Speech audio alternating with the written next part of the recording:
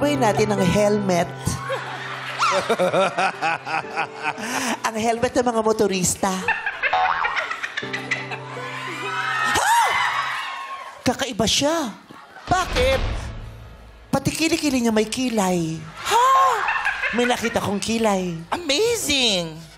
Amazing. Itaas mo. Naiilang ah. Naiilang Huwag kang din siya. mahiya.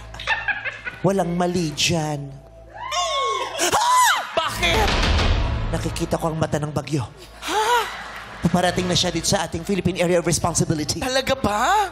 Pero mabango. Mabango. Sapat lang naman na hindi maputi ang kilikili mo dahil hindi naman maputi ang kutis mo.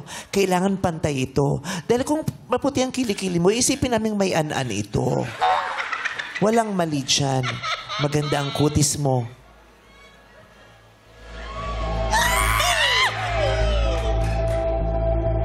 What lang, people? Alam niyo yung kulob? Mabango ang kilikili mo, best friend.